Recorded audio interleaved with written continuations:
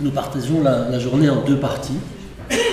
La première partie plus centrée sur l'attention, la deuxième partie plus centrée sur l'attention à l'autre, la bienveillance, pour la nommer comme ça. Et il nous semblait nécessaire de d'abord poser le sujet de l'attention avec comme outil les neurosciences cognitives. Je pense qu'on ne pouvait pas en faire l'impasse sur ce sujet-là. Et en fait, la question c'est que savons-nous sur la neurobiologie de l'attention aujourd'hui et quelles sont les éventuelles perspectives nouvelles où il est question de la théorie de l'information. Et pour aborder ces sujets, je demande à Alexandre de nous rejoindre. Alexandre Zénon, assistant de recherche à l'Institut des neurosciences cognitives et intégratives d'Aquitaine, l'INSIA, section cerveau, cognition et comportement. C'est bien la personne indiquée pour commencer ce séminaire et nous éclairer sur mais qu'est-ce que l'attention? Je le dirai à chaque intervenant, ne le prenez pas personnellement, mais nous avons dédié à chaque intervenant une demi-heure. Nous vous demanderons donc, si possible, de respecter ce temps. De toute façon, 5 minutes avant la fin, nous vous indiquerons que c'est presque fini, comme ça vous pourrez conclure comme vous le souhaitez. Et vous avez dû le lire sur le programme, mais nous avons fait le choix d'une succession d'interventions, 3 interventions d'une demi-heure avec une pause au milieu, et en fin de matinée, il y aura un temps consacré à vos questions, où les différents intervenants pourront y répondre. Donc n'hésitez pas à consigner vos questions, gardez-les précisément, il sera possible de les poser en fin de matinée. Je passe la parole à Alexandre. Merci. Bonjour à tous, excusez-moi je perds un peu ma voix.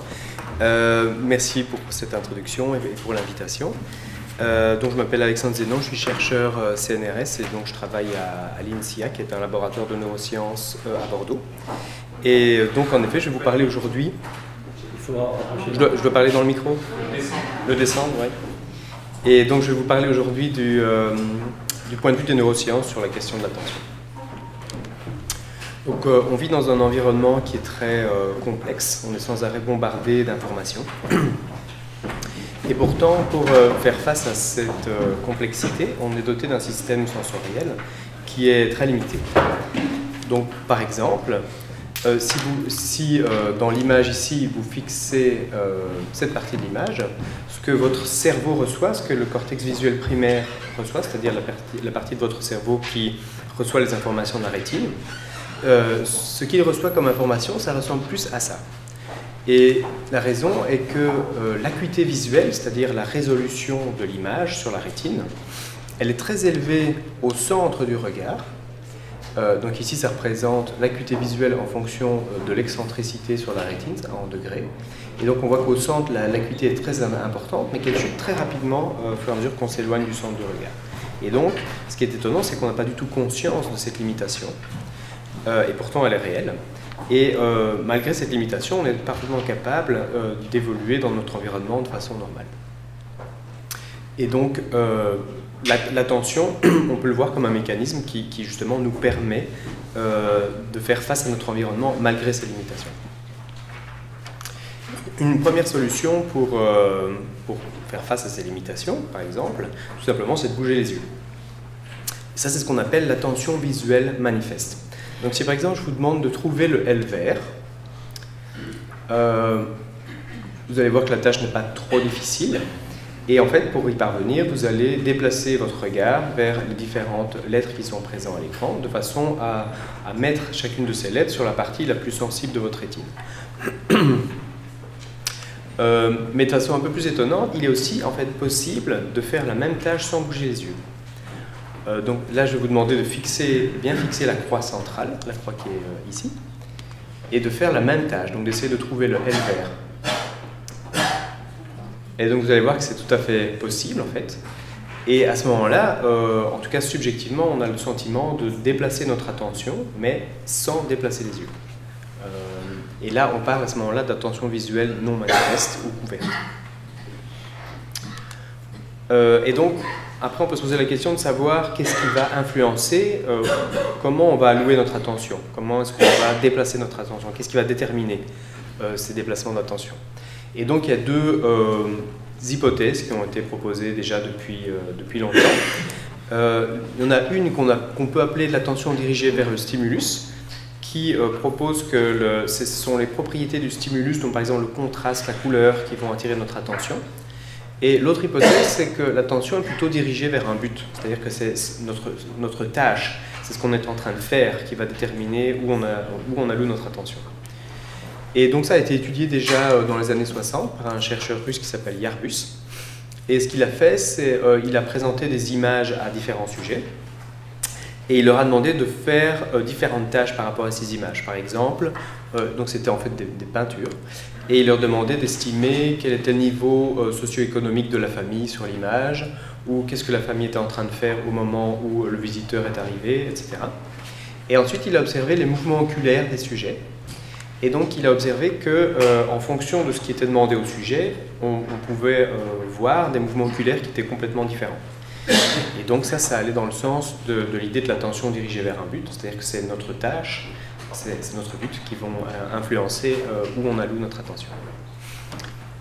Pour étudier l'autre hypothèse, donc l'allocation de l'attention vers les propriétés du stimulus, comme le contraste et la couleur, ce qu'on peut faire, c'est qu'on prend une image, comme celle-ci, et alors on va regarder à chaque endroit le niveau de contraste de l'image. Et on va construire ce qu'on appelle une carte de science. Donc c'est une carte qui représente à chaque endroit le niveau de contraste. Et puis ensuite, à nouveau, on observe les mouvements oculaires des sujets. Et on peut voir que dans certains cas, effectivement, les sujets vont avoir tendance à placer le regard là où l'image est la plus contrastée, comme c'est le cas ici. Mais le problème, comme on voit bien déjà sur cette image, c'est qu'en fait, souvent, les deux sont confondus. C'est-à-dire que ici, l'endroit qui est le plus contrasté, ce sont les deux personnages, mais ce sont aussi les deux éléments les plus pertinents de l'image. C'est là où il y a quelque chose d'intéressant à voir. Et donc, c'est difficile en fait, de faire la part des choses sur base de ces seules données. Et donc, tout récemment, en fait, il y a une étude qui a justement posé cette question, qui a tranché cette question. Ils ont utilisé un peu la même approche, ils ont pris des images et puis ils ont demandé au sujet de les observer tout simplement.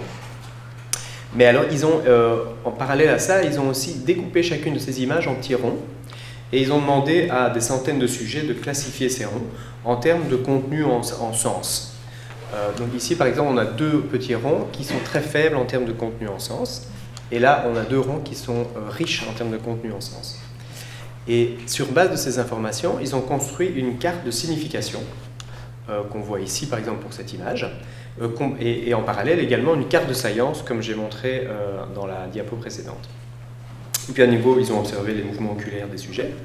Et ce qu'ils ont vu, donc c'est ce qui est montré ici, c'est qu'il y avait un parallèle beaucoup plus net entre la carte de signification et la carte des déplacements intentionnels qu'avec la carte de science. Et donc, ça montre en fait que ce qui est le plus important de loin, c'est l'attention dirigée vers un but. Donc c'est notre tâche, c'est le contexte comportemental qui vont influencer l'allocation de notre attention. Et en fait, les aspects de bas niveau, le contraste, la couleur, le mouvement, etc., sont très mineurs dans leur effet sur notre attention. Alors ça, c'est un autre exemple qui illustre un peu la même idée. Donc c'est une petite vidéo, c'est en anglais, mais c'est pas important de comprendre ce qui est dit en fait. Ce qu'il faut juste savoir, c'est que c'est un tour de magie avec des cartes.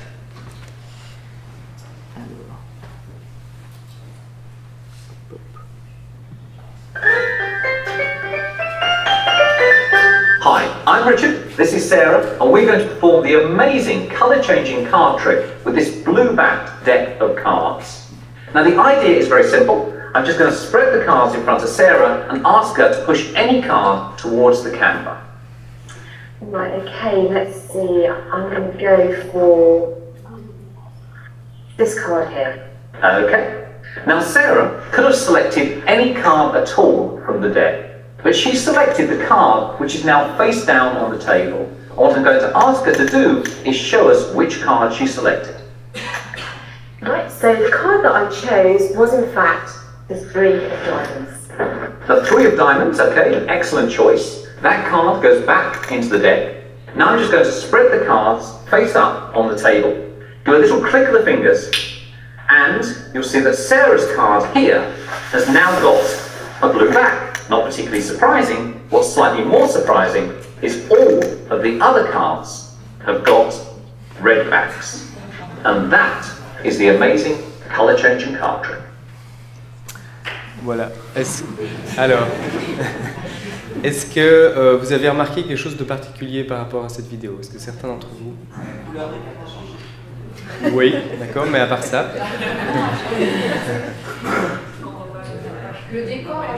Le décor a changé. Et quoi précisément? Oui, bien vu. Voilà. Et donc, en fait, j'imagine que très peu d'entre vous l'ont remarqué. Moi, personnellement, je ne l'avais pas du tout remarqué la première fois. Et donc, on va voir maintenant précisément qu'est-ce qui a changé. En fait, c'est même plus que le décor.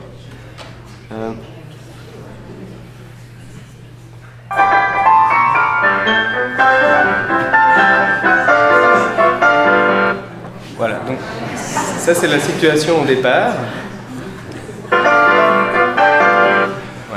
Ça, c'est la situation à la fin. Donc, en fait, tout a changé. Toutes les couleurs ont changé pratiquement dans le décor. Et alors, ensuite, il y a un petit making-of pour vous montrer comment ça se passe.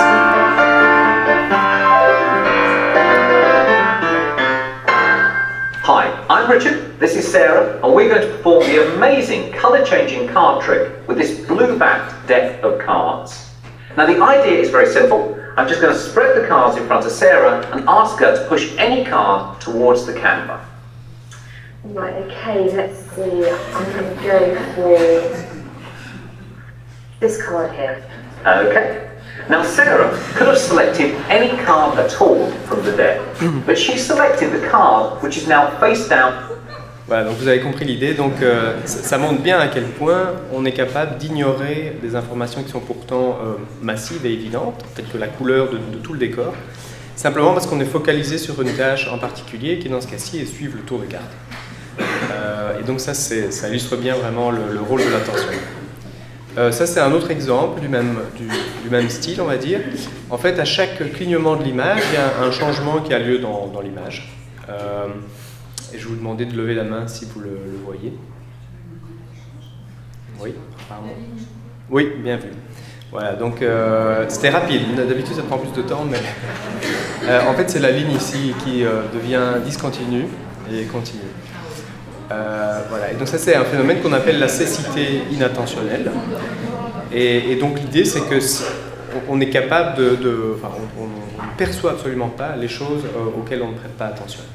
Et donc si on n'est pas focalisé sur cette ligne, on est capable de manquer un changement pourtant majeur de l'image. Voilà, alors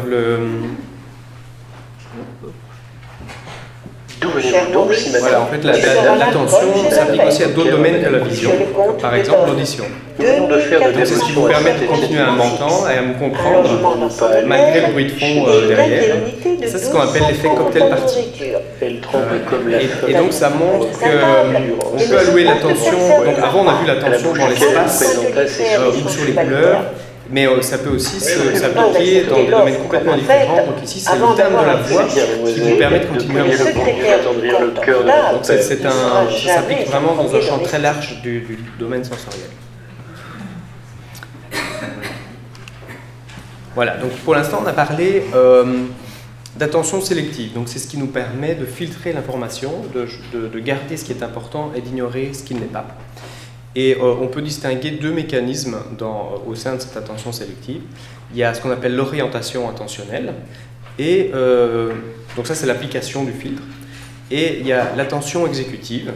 Ça c'est plutôt ce qui me permet de choisir quel filtre je veux appliquer. Donc c'est en fonction de la tâche que je suis en train de réaliser, qu'est-ce que je vais choisir, sur quoi je vais porter mon attention et sur quoi je ne vais pas porter mon attention. Alors pour étudier ces mécanismes, il y a une tâche qui a été beaucoup utilisée, et en fait je l'introduis ici essentielle aussi parce que je vais parler un tout petit peu de méditation à la fin, et c'est une tâche qui a été beaucoup étudiée dans ce cadre-là.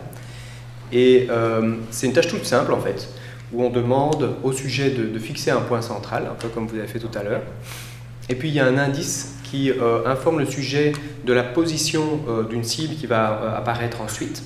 Et donc cette cible peut apparaître en haut ou en bas, et donc l'indice informe de la position de la cible parfois, et parfois il ne l'informe pas. Ensuite, il y a un délai, et puis la cible apparaît. Et cette cible, elle consiste en 5 petites flèches, et le sujet doit simplement rapporter la direction qu'indique la flèche du centre, et ignorer donc les distracteurs qui sont placés à côté. Alors, pour étudier l'orientation intentionnelle, ce qu'on fait, c'est qu'on va comparer l'activité du cerveau dans les cas où il y a un indice qui va effectivement indiquer la position future de la cible, et dans les cas où il n'y en a pas. Et donc dans ce cas-ci, il y a un déplacement intentionnel vers la future position de la cible. Dans ce cas-ci, il n'y a pas de déplacement intentionnel. Et donc en contrastant l'activité du cerveau dans ces deux cas, ça nous permet de mettre en évidence quelles sont les aires qui sont plus actives au moment des déplacements intentionnels.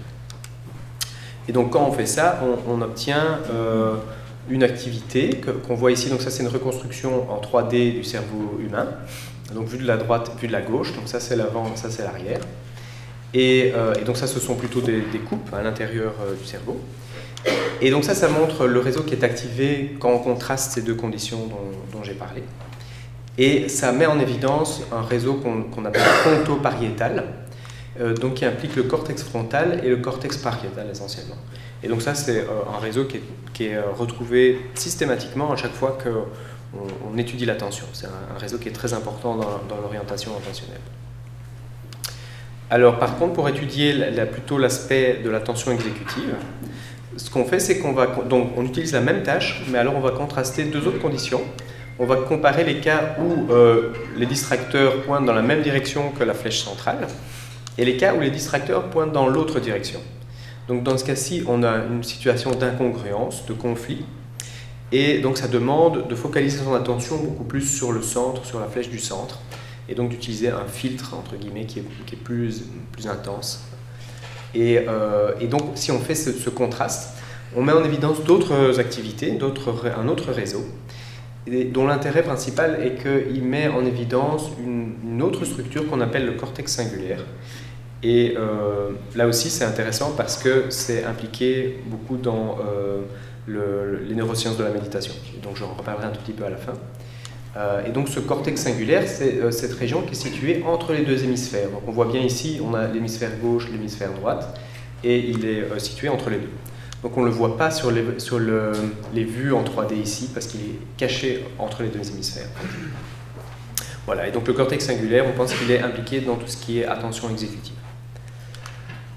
Donc on a parlé d'attention sélective, mais il y a un autre type d'attention dont on peut parler aussi, c'est ce qu'on appelle parfois l'effort attentionnel ou le niveau d'alerte.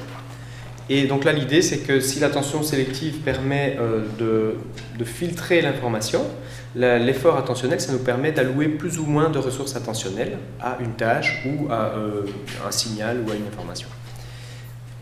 Et donc ça a été pas mal étudié dans les années 60. Et donc, par exemple, si on demande à des sujets de faire des calculs de complexité croissante, donc vous voyez là des multiplications de plus en plus compliquées, et on observe donc pendant que le sujet réalise ses calculs, une dilatation de la pupille que vous voyez ici donc en X, qui va aussi être proportionnelle à la complexité du calcul.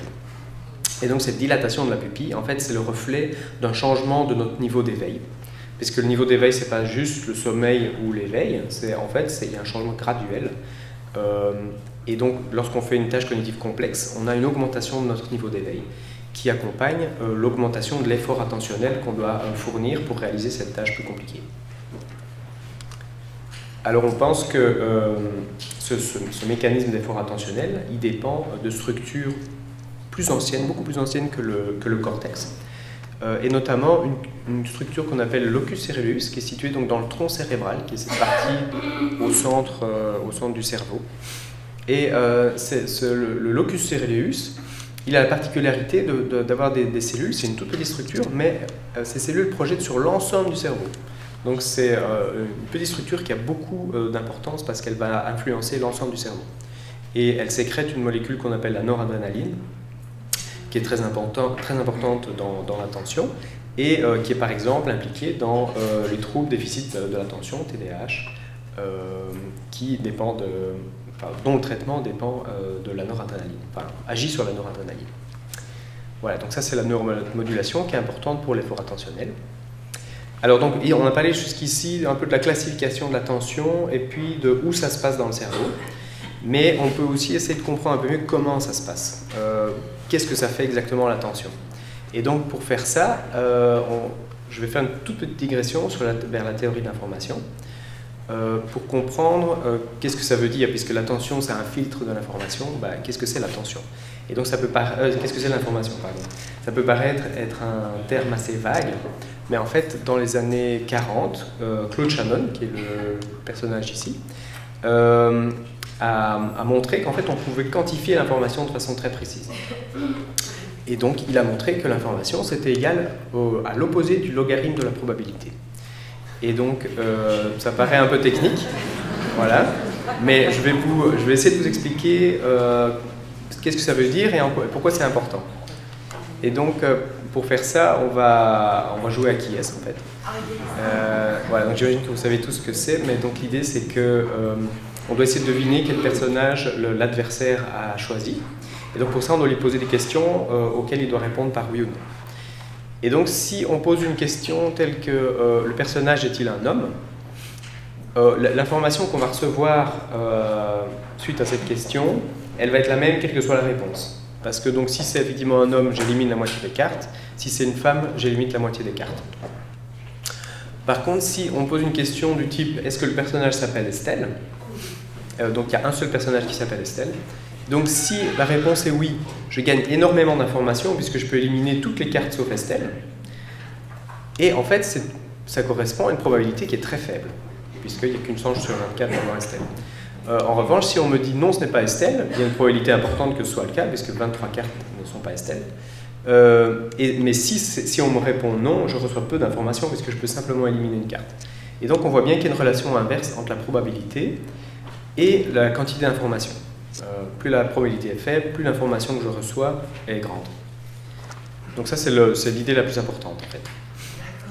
Après, il y a l'idée du logarithme qui est moins importante et que je vais passer parce que je vais manquer de temps. Mais donc ça, c'est plus accessoire. L'idée importante, c'est vraiment ce lien de probabilité et information.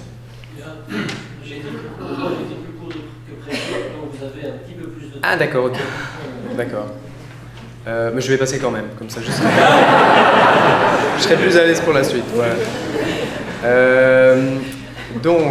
Oui, donc la théorie de l'information, comme on a vu, elle explique ce lien entre l'information et la probabilité.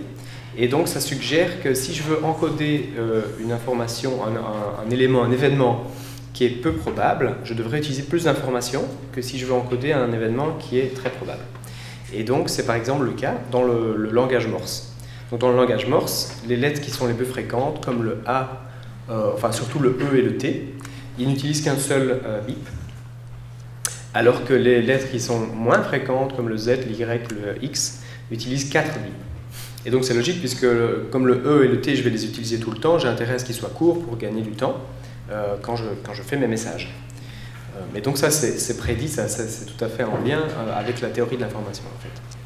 Et ce qui est plus étonnant, parce que donc là, le langage Morse, c'est quelqu'un qui a réfléchi et qui a choisi le langage de façon à ce qu'il soit optimal. Mais même dans le langage courant, là où personne ne s'est assis pour décider quel mot on allait choisir pour dire quoi, eh bien on observe une relation entre la quantité d'informations, ou plutôt la fréquence des mots, et le nombre de lettres dans les mots. Donc les mots qui sont les plus fréquents sont aussi les plus courts. Les mots qui sont les plus rares sont ceux qui contiennent le plus de lettres. Et donc on voit qu'il y a effectivement une relation très très nette, et ça, quel que soit le langage en fait. Dans tous les langages, c'est ce qu'on appelle la loi de Zipf. Et donc, même dans un phénomène tel que le langage qui émerge spontanément, la théorie de l'information s'applique toujours dans le sens où il y a cette relation inverse entre information et probabilité. Alors, maintenant, dans le cerveau, est-ce qu'on observe, est-ce que le cerveau utilise aussi la même logique pour encoder l'information? Et donc, pour étudier ça, il y a une étude qui a été faite récemment où les sujets sont dans un scanner de résonance magnétique qui permet donc de mesurer l'activité cérébrale. C'est un peu comme les images que j'ai montrées précédemment. Et en fait, ils observent 2 stimuli visuels qui sont présentés successivement. Et leur tâche est de dire en quoi les 2 stimuli diffèrent. Donc, ils peuvent changer légèrement d'orientation ou changer légèrement de contraste. Mais, et donc ça, en fait, c'est assez accessoire. Ce qui est important, c'est qu'avant cette tâche, il y a un petit bip, un petit son qui va être prédictif de l'orientation du stimulus. Donc le son va indiquer, en tout cas dans 70% des cas, quelle est l'orientation du stimulus qui va apparaître ensuite. Donc si c'est un son grave, par exemple, ça va être orienté vers la droite. Si c'est un son aigu, ce sera orienté vers la gauche, dans ce cas-ci. Et donc ensuite, on peut mesurer l'activité du cerveau quand le son a prédit l'orientation correcte et quand le son a prédit l'orientation incorrecte. Et l'idée, c'est que lorsque l'orientation est prédite, c'est comme si l'orientation était attendue, était plus fréquente. Et donc, on a une diminution. Donc, on voit ici le cas où l'orientation est prédite par le signal sonore en vert. Et ça, c'est l'intensité de l'activité dans le cerveau, dans les aires visuelles du cerveau. Et donc, on voit que l'activité est effectivement plus faible que lorsque l'orientation n'est pas attendue. Donc, les stimuli qui sont prévisibles sont représentés avec un code qui est plus économique. Donc, à nouveau, enfin, en accord avec la théorie de l'information. Donc, ça montre, enfin là, c'est très... c'est un effet qui est assez faible, c'est pas quantitatif, mais ça montre qu'en tout cas, la même idée s'applique dans le cerveau. Donc le cerveau semble utiliser, au moins en partie, une stratégie semblable à celle qu'on utilise dans le code Morse, qui permet d'optimiser en fait l'encodage de l'information. Alors, et comment ça peut fonctionner? Comment est-ce que le cerveau peut faire ça? Et donc, ce qu'il faut bien comprendre, en fait, c'est que le cerveau n'est pas comparable à un appareil photo ou à une caméra qui enregistrerait toutes les informations de façon objective et exacte. En fait, ce qui se passe, c'est qu'on construit un modèle de notre environnement. Donc, le cerveau construit un modèle exactement comme un météorologue ferait un modèle du climat. Et ce modèle, il lui permet d'expliquer toutes les informations qui lui parviennent des sens, notamment de la vision. Et en fait, ce qu'on perçoit consciemment, ce n'est pas les informations qu'on reçoit de nos sens, c'est le modèle que le cerveau construit sur base de ces informations. Et donc ici, par exemple, je ne sais pas si vous me croirez si je vous dis que ces deux cases sont en fait de la même couleur. Je vais essayer de vous le prouver, mais ce n'est pas évident parce que c'est vraiment très difficile à croire.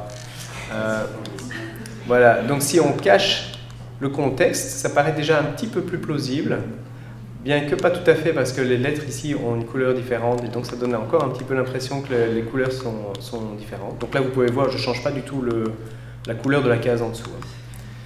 Et alors pour vous convaincre vraiment, je vais déplacer deux petits carrés qui sont de la même couleur. Et donc vous voyez que quand ils s'alignent, effectivement, ils sont exactement la même couleur. Voilà, et donc à nouveau, même quand on le sait, c'est très difficile à accepter. Et donc ça montre qu'on ne voit pas du tout les informations visuelles de façon objective et exacte. On voit l'interprétation que le cerveau en fait. Et c'est vraiment très robuste en fait, cette impression. Voilà.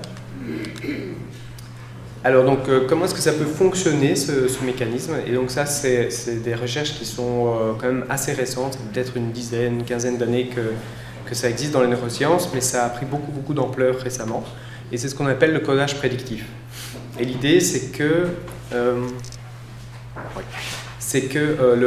cerveau est organisé de façon hiérarchique. C'est-à-dire, et c'est particulièrement évident dans le système visuel, c'est-à-dire qu'il y a une succession d'aires corticales, donc d'aires dans le cortex, qui vont donc se passer l'information les unes après les autres. Et donc par exemple le cortex visuel primaire, c'est le premier niveau, c'est ce qui reçoit l'information de la rétine, et puis ça passe à une aire qu'on appelle V2, et puis ça passe ensuite à une aire de niveau supérieur, etc. Et à chaque passage de niveau, l'information devient un peu plus abstraite et un peu plus globale. C'est-à-dire que la partie de l'espace à laquelle les neurones répondent devient un petit peu plus large et la variété des stimuli auxquels ils répondent devient un petit peu plus large aussi. Et donc ça, c'est très clair quand on étudie le cortex visuel. Et donc l'idée, c'est que ces niveaux hiérarchiques, en fait, ont un rôle. C'est que si par exemple on prend le niveau hiérarchique du milieu, donc là, ça représente différentes successions de niveaux hiérarchiques dans le cerveau. Si on prend le niveau hiérarchique du milieu, son but, c'est d'expliquer qu'est-ce qui se passe dans le niveau hiérarchique en dessous. Donc il essaie de prédire le plus précisément possible l'activité des neurones du niveau hiérarchique d'en dessous. Et s'il y parvient, donc c'est-à-dire s'il parvient à prédire exactement l'activité des neurones du niveau d'en dessous, comme il y a une soustraction qui a lieu ici à ce niveau-ci, eh bien les neurones arrêtent de répondre. C'est-à-dire que si on a une prédiction parfaite du signal, les neurones ne répondent pas. Ils n'ont plus besoin de signaler, ils n'ont plus besoin de s'activer. Et donc ça veut dire que en fait, les neurones ne vont répondre que quand il y a quelque chose de surprenant, que quand il y a quelque chose de nouveau. Et donc on voit bien effectivement que c'est extrêmement économique comme moyen d'encoder l'information, puisque si rien ne change, je n'ai pas besoin d'activer quoi que ce soit. J'ai besoin d'activer que quand il y a quelque chose qui me surprend, quand il y a quelque chose qui est nouveau. Et donc ça, c'est ce qu'on appelle le codage prédictif. Et donc le rôle de l'attention là-dedans, pour revenir un petit peu à l'attention, c'est de moduler en fait l'importance des entrées, donc de l'information qui est transmise du niveau inférieur vers le niveau supérieur. Donc ce signal d'erreur, cette différence entre l'activité et ce qui est prédit par l'aire du dessus, elle va être transmise donc à l'aire supérieure. Et l'attention va permettre d'ajuster à quel point cette transmission est importante ou non. Et donc si je ne porte pas mon attention sur un stimulus, cette information va rester bloquée au niveau hiérarchique inférieur. Par contre, si je porte mon attention sur quelque chose, alors l'information va être transmise sur tous les niveaux et atteindre les niveaux les plus élevés qui vont donc être impliqués dans le comportement, par exemple. Donc c'est comme ça qu'on comprend le rôle de l'attention dans ce contexte-là. Alors, pour terminer là-dessus, disons pour synthétiser un petit peu cette interaction entre attention et information, on va partir de cette courbe. Et donc c'est pour ça que j'aimerais bien avoir un peu de temps pour bien prendre le temps d'expliquer cette courbe, parce que c'est un petit peu délicat. Donc l'idée c'est que, donc, comme on l'a vu précédemment, le cerveau fait un modèle, il construit un modèle de l'environnement. Et donc ce modèle est approximatif, c'est une simplification, une approximation. Et donc ça veut dire qu'il fait des erreurs, il y a forcément un taux d'erreur dans ce modèle par rapport à la réalité de l'environnement extérieur. Et donc ce taux d'erreur, il est représenté ici. Et à nouveau, ce que Claude Shannon a montré dans les années 40, c'est qu'il y a en fait un lien entre la quantité d'informations qu'on doit transmettre et le taux d'erreur qu'on peut espérer atteindre. Donc par exemple, si je veux atteindre un taux d'erreur de 0,5, donc cette valeur en particulier ne veut rien dire, c'est normalisé entre 0 et 1. Si je veux atteindre ce taux d'erreur, je ne peux pas utiliser moins d'informations que ce qui est montré par cette courbe rouge. Je ne peux pas aller en dessous de cette courbe rouge, c'est impossible, mathématiquement. Par contre, je peux aller au-dessus de cette courbe rouge. Donc je peux utiliser plus d'informations que nécessaire, par exemple encoder des choses qui sont redondantes, ou encoder des choses qui sont inutiles à ce que je suis en train de faire. Ça, c'est possible, mais c'est impossible d'aller en dessous. Et donc l'idée du rôle de l'attention, c'est que ça nous permet de nous rapprocher le plus possible de cette courbe en rouge pour économiser des ressources, économiser de l'énergie et économiser de l'information, tout simplement. Et par contre, ce qu'on a appelé l'effort attentionnel, ça nous permettrait de nous déplacer le long de cette courbe. C'est-à-dire de choisir, d'ajuster le compromis entre notre performance, donc le taux d'erreur, à quel point notre modèle du monde a fait des approximations, et quel est son coût en ressources, quel est son coût en termes d'information. Et donc on voit que plus on va essayer de diminuer ce taux d'erreur, plus le coût en ressources va augmenter de façon quasi exponentielle. Et donc il faut pouvoir trouver le bon compromis entre ces deux facteurs. Et ça, c'est le rôle de l'effort attentionnel. Voilà, alors maintenant je vais parler un tout petit peu de méditation. En fait, j'ai juste une diapo sur la question parce que c'est une question très vaste en fait, mais donc je pense que c'est quand même important d'en parler un tout petit peu parce que ça a été beaucoup étudié évidemment le lien entre la méditation, enfin quel est l'effet de la méditation sur l'attention. Et il y a des dizaines d'études qui ont été réalisées, de qualité parfois variable, et mais quand même ce qui semble ressortir en général de toutes ces études, c'est qu'il y a effectivement un effet et que la méditation tend à améliorer nos capacités attentionnelles. Et donc par exemple dans cette étude, ils ont utilisé un type de méditation qu'on appelle Integrative Body Mind Training et ils ont étudié l'effet sur la tâche que je vous ai présentée au tout début, Donc on doit fixer un point et puis il y a un indice qui nous indique où la cible va apparaître. Et puis il y a des petites flèches qui apparaissent et il faut déterminer la direction de la flèche du milieu. Et on mesure ensuite les différents types d'attention en regardant les différences de temps de réaction en fonction des conditions, en fonction des indices qui sont présentés. Et ici, on a ce qu'on a appelé l'attention exécutive, donc qui compare les cas où il y a un conflit entre les flèches et les cas où il n'y a pas de conflit. Et donc, on peut observer que dans le cas où il n'y a pas de conflit, donc ici en bleu clair, on a des sujets contrôle qui n'ont pas fait de méditation, et en vert, ici, on a des sujets qui ont suivi 5 jours de méditation, donc des sujets préalablement naïfs par rapport à la méditation, mais qui ont été entraînés pour l'étude.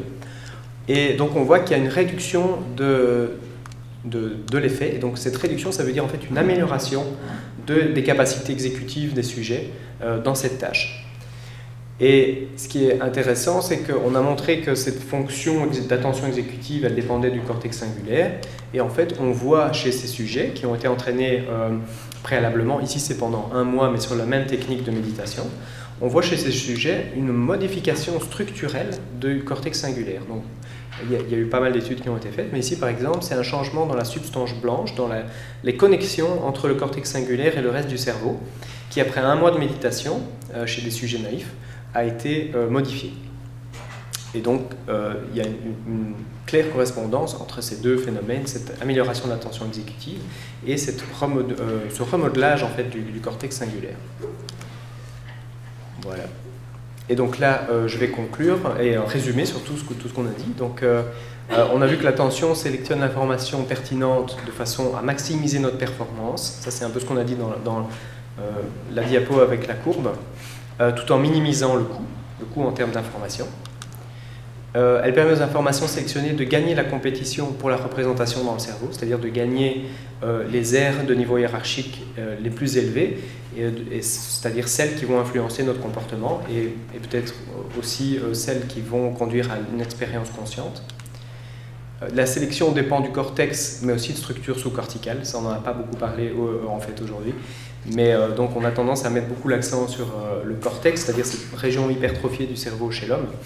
Mais en fait, il y a des structures beaucoup plus primitives, anciennes, beaucoup mieux conservées, en tout cas dans la phylogénèse, qui sont aussi très très importantes dans l'attention, mais qu'on a tendance à ignorer un peu.